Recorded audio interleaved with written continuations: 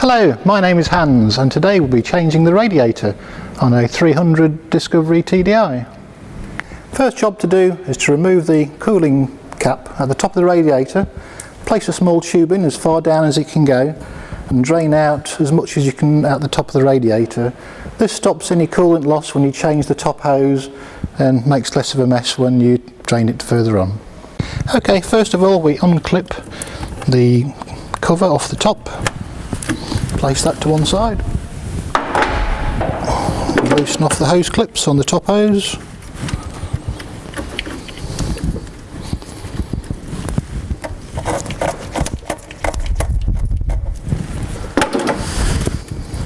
and we shouldn't lose any water out because we've drained the top of the radiator before, and that's the top hose removed. Right, the next thing is to take off the viscous fan coupling. Bear in mind it's a left-hand thread and we're using a correct fan coupling spanner. So we put the spanner on and we might have to shock it with a hammer to make sure it comes off. Oh, there it goes. And we have now got it loose, we can spin it off.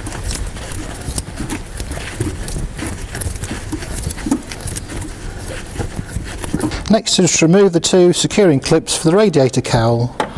They just pull off, and then if we pull it forward and jiggle it up, it should come out at the bottom. Next step is just to shoehorn it out of the hole. There's a pipe clipped in at the bottom, just needs to be unclipped.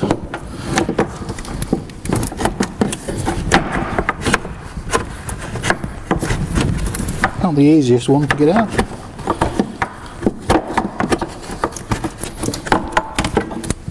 It does come out. Now we've removed the radiator cowling, we can see why we had to remove it. The bottom hose has a clip which has got the nuts pointing upwards, so we could not get that from underneath, so it's much easier to access now we've got the cover removed.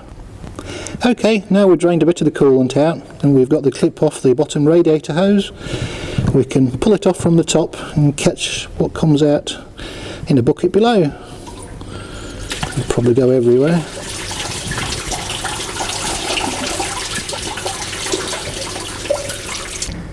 Okay, now the coolant is drained out, unclip the little plastic pipe clip and then the oil filler cap so we can remove the acoustic pad off the top of the engine. Just need it a little bit out of the way, put the cap back and remove the three other Jubilee clips that are attaching onto the pipe. Lastly, another one under the reservoir tank.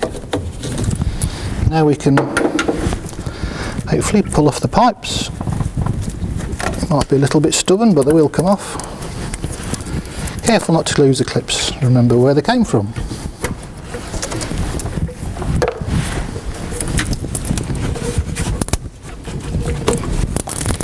Right, the pipe's released, we can just move it out of the way.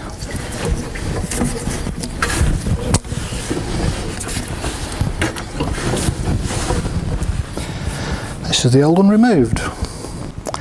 Right, now we've moved all the cowling and viscous fan and cooling hoses out of the way, we can see the radiator, and to remove that now we take 4 bolts out the top to remove this plate. I've taken 3 out already, so this should just pull off out of the way.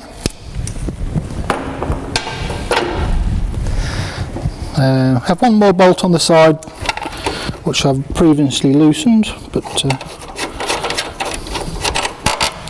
that will allow us just to move this bracket to one side to lift the radiator upwards. We have one coolant hose to remove off the top, and then we have 2 oil cooler pipes for the engine to undo.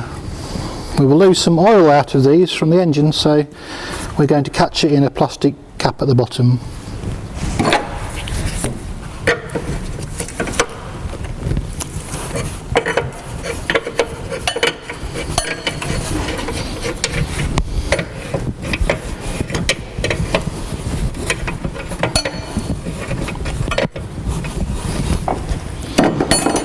Carefully remove the oil cooler pipes and catch any oil that drains out.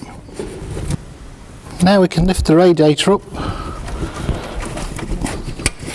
These are rather heavy.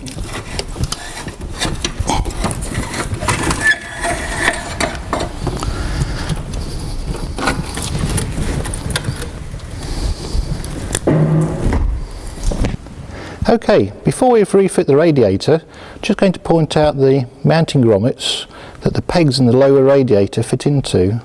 One here and one there, and the radiator cowling plastic cover fits in these slots there and there.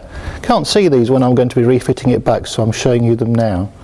Also, the oil cooler pipes for the engine, you can see where I've used a plastic cup to catch the oil that drained out when I first removed it, and I've replaced the O-rings that go on the pipes as well. Okay, on refitting the radiator, these are the two pegs that fit in the rubber grommets down below. So gently lowering it, move this bracket to one side, and it should go straight down. We might have to move it until it's located in the pegs at the bottom. Okay, now we have the radiator in position, we can put the top plate on. We gently locate all the rubber grommets and the pegs.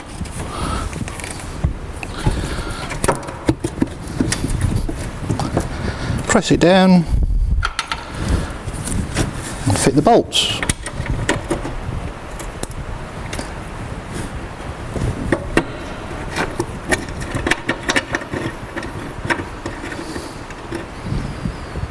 Okay, now we've replaced the top plate, we've tightened up the four 8mm bolts and replaced the bolt on this side bracket here.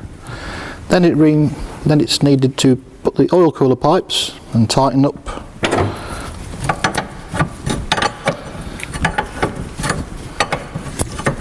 When these are tight, lastly, just remains for the water feed pipe that goes on the top. Fit that on and tighten up. Okay, so now we have the new bottom radiator hose to fit back. The first one I'm going to put back is the lower hose clip. I found that to fit this back on easier, if we just spray a bit of maintenance spray onto the pipes, makes sliding the rubber pipe over so much easier. Now if we lower it down into position, we can get the lower one on first. Then if we feed through this pipe which goes to the header tank behind the oil cooler pipes, we can then put the clip on, slide it up.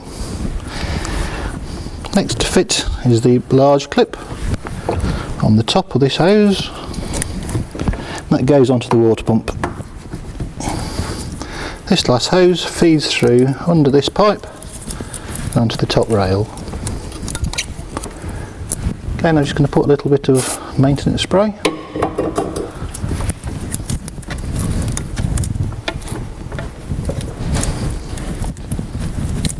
I'll slide it back on. As you can see, it's quite tight. Okay, now we've put the bottom hose and tightened up all the clips, we can now put the cowling back in. Note these clips that the lower hose that feeds to the header tank goes into. So now we have to shoehorn this back into position.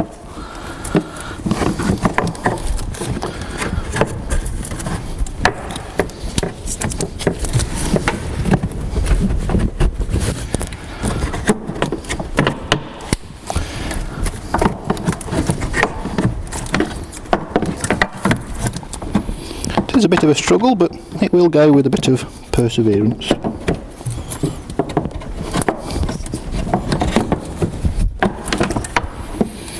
Note that the little two slots at the bottom are where it locates. Before it goes in, we'll just clip the hose onto those clips I was telling you about.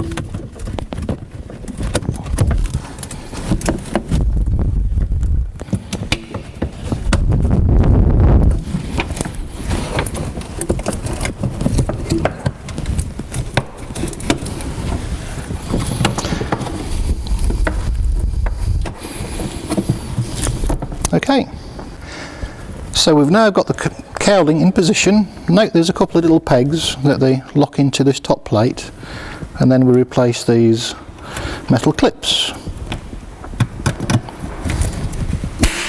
It should just snap into position, and then we can refit the top hose. I fitted the two clips on, sprayed a little bit of lube in to help slide it on, and we can just fit it over.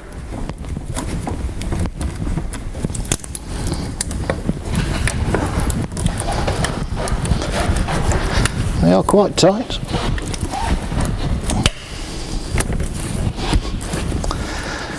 Then just remains to tighten up the hose clips. Now we've tightened up the Jubilee clips on the top hose and all the clips on the bottom hose, it's time to put the acoustic pad back on top of the engine. So just remove the oil filler cap and it just lays along the top.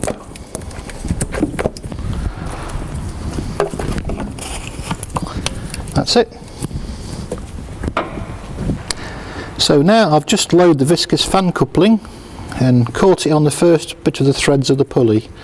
Note it's a left-hand thread and we have to wind it on counterclockwise.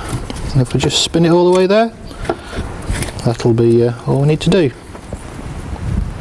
Okay, now we've wound the viscous fan all the way up the threads, we can gently tighten it up with the correct spanner. This doesn't have to be tightened very tight, because the rotation of the engine will make sure that it's being tightened as much as it needs to be. And that's why it's a left-hand thread, because if it was a right-hand thread, the engine would try to spin it off and it would come detached. So no need to over tighten it, but that's all it needs. Fit the top cover into the slot at this side and then fit the attachment clip on this side. That makes sure that it's nicely secured. To refill the cooling system, we need to remove the plug from the top of the thermostat housing and the plug from the top of the radiator. That will allow the air to purge out as we fill it in through that tank. Don't lose any of the seals from the top of the caps. I'll put those up there, and I've mixed some antifreeze and water 50-50, and we'll see how much we can get in now. We'll keep filling this until it comes out the top of the radiator. I'll keep my eye on that in a minute.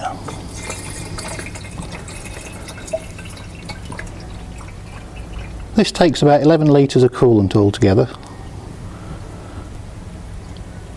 So now we've added about 8 litres of coolant. It's taking a long time, but it's slowly come up the radiator, and when it appears at this top cap hole here, we then replace the cap. Now we need to add about 1 litre more fluid and wait until we see it level up in there. So we're just going to add some more. It took quite a long time for it to actually purge up through the radiator and the engine, but you can't rush these things. Now we can see some coolant in the top of the thermostat housing, and we still have a full tank. We can replace the cap and then start up the engine and run it for about 5 minutes to purge out the rest of the air, which should come through this pipe and back into the tank. We've tightened up all the tops, made sure all the hose clips are on, and we have the coolant topped up. Now we can start the engine, run it for about 5 minutes, and check the levels after that.